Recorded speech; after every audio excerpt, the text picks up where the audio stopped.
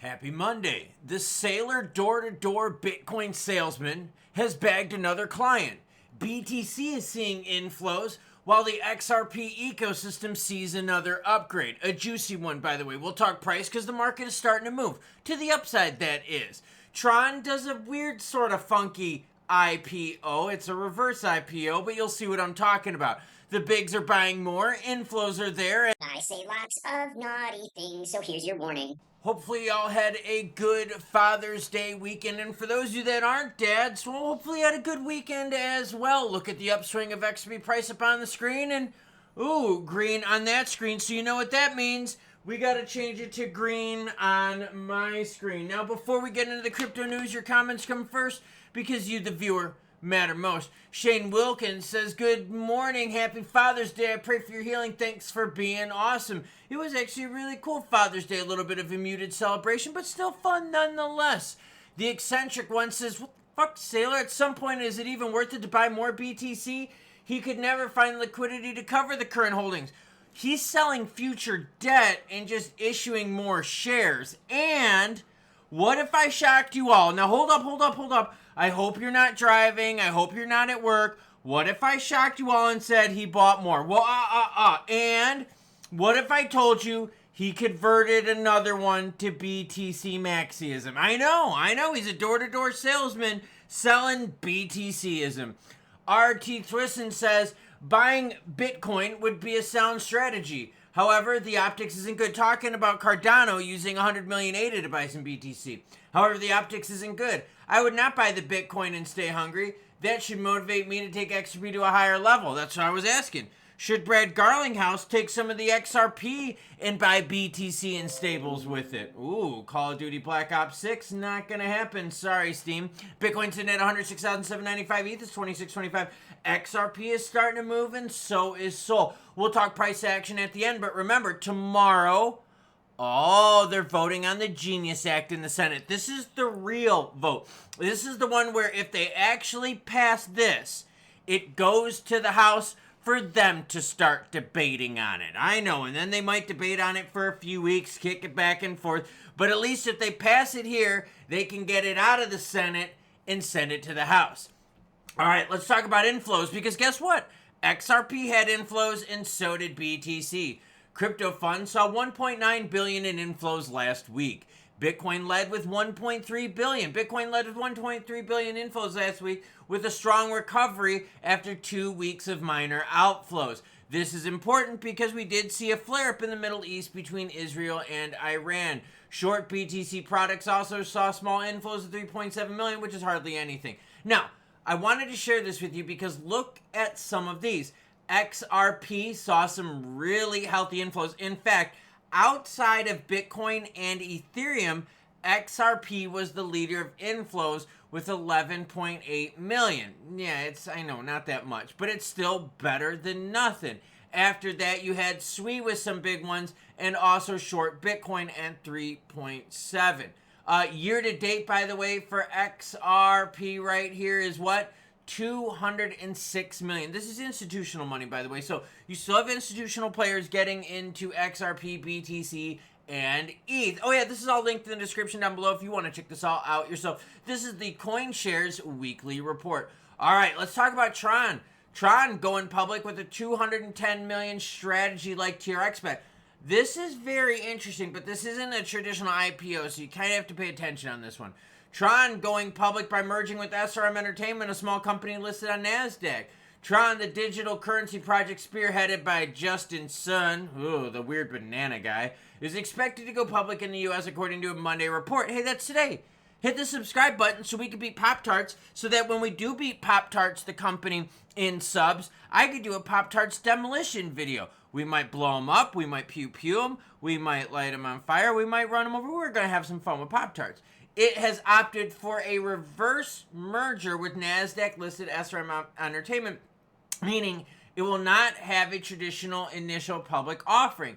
The new company will become the strategy of Tron. That's what they're going to call it. Whoa. With an initial investment of 210 million worth of TRX from Justin Sun's platform. So they're not going to have an IPO. They're going to basically spend money to be part of the company and now be called Strategy of Tron. It's a little weird. Let's stick with the strategy thing. Now we're going to be talking about Saylor strategy. Strategy updates on stock offerings in BTC Holdings. Yes, they bought even more. Okay.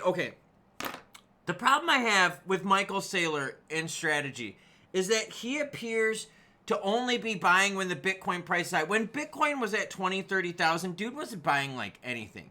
But when the price is high, he just buys. So is he like FOMOing himself?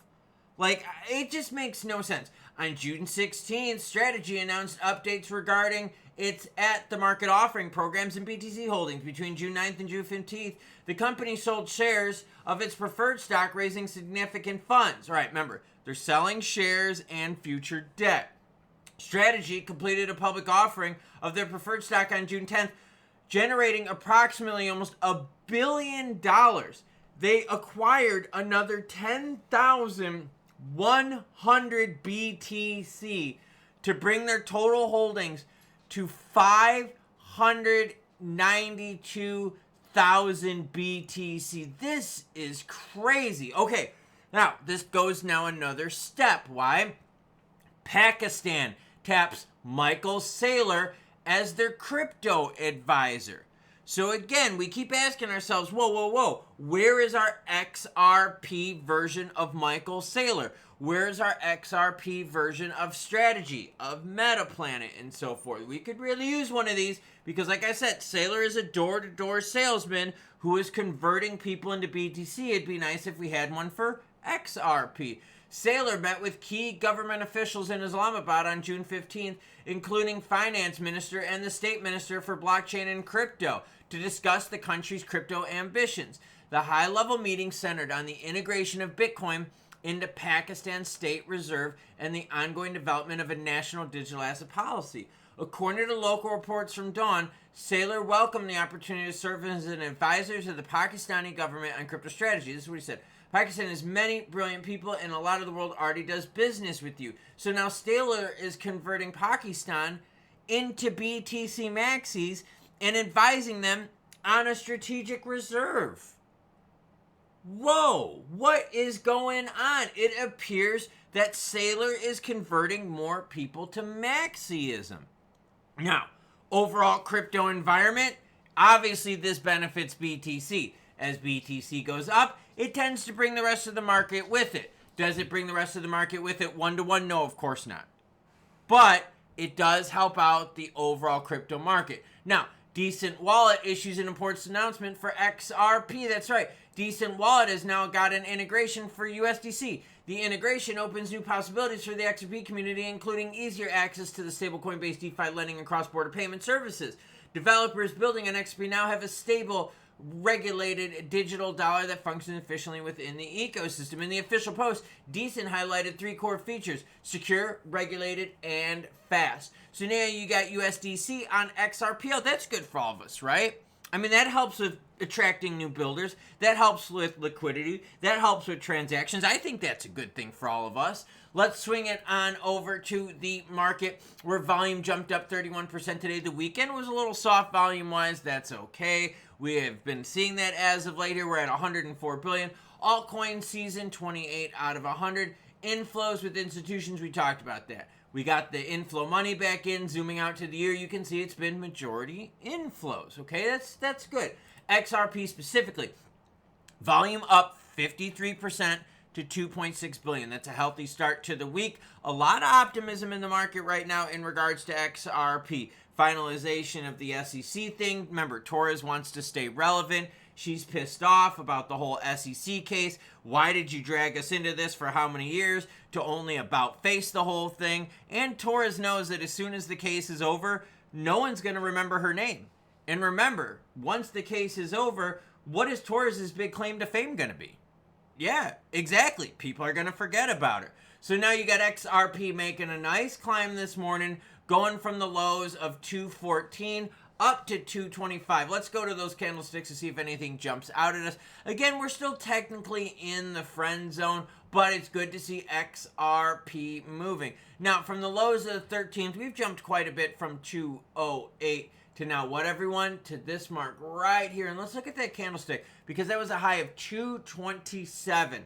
okay, this move is just happening right now. Again, that's why you want to hit that notification bell so you get these stories right away. The move is just happening, so we're going to see if this move has some steam. But these are some real strong candlesticks. And remember, this is a 15-minute candlestick. So within 45 minutes, we went from a low of 220 all the way up to 227. So that's a pretty strong move here for XRP, while the majority of the market really hasn't moved that much. In fact, if you look at the rest of the crypto market, they're not up nearly as much as XRP. BTC is only up 1%. So this isn't a BTC-led move. This is XRP kind of doing its own thing. That being said, though, XRP needs to get out of the friend zone, needs to get back to that 250 plus range in order to get that enthusiasm back. But what do we got going on that could help us out? We've got a little bit of optimism with the case. We've got the regs starting to advance here. We've got the ETF stuff on the horizon for us. And we've got good ecosystem news to help XRP price move. So yeah, Saylor converts another one over to the BTC maxi way of life. And does that surprise you? I mean, every week it seems that I'm just reporting on another player out there getting into BTC. El Salvador is doing it, other countries are doing it, but there's also players out there that are refusing to go to the BTC route.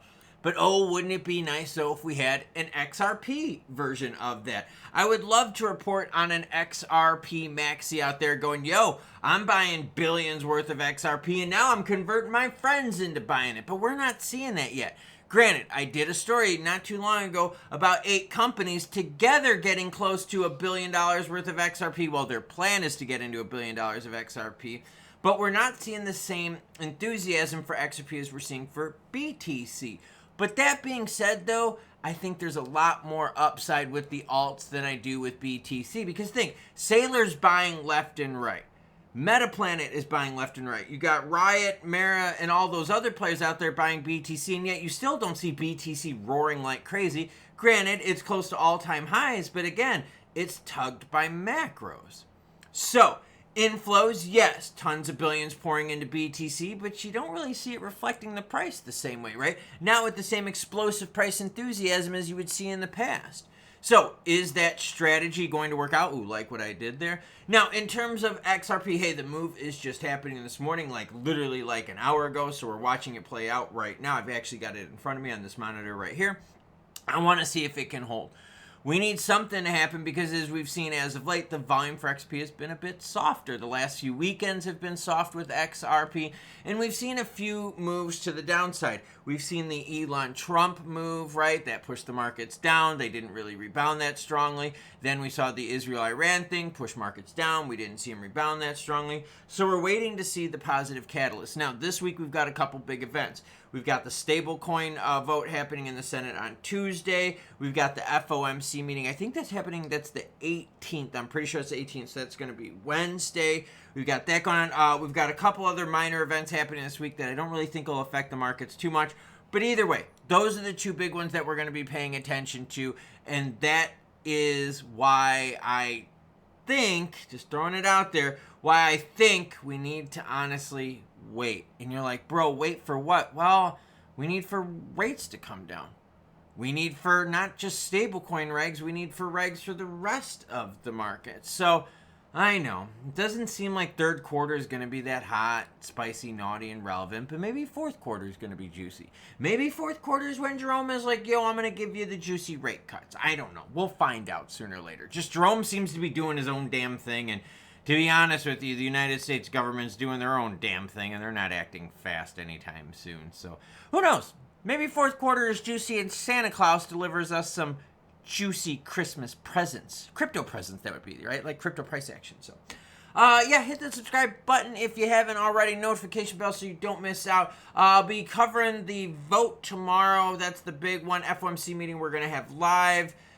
That's the deal. Lemon peel. Choo choo what? Choo choo bitches.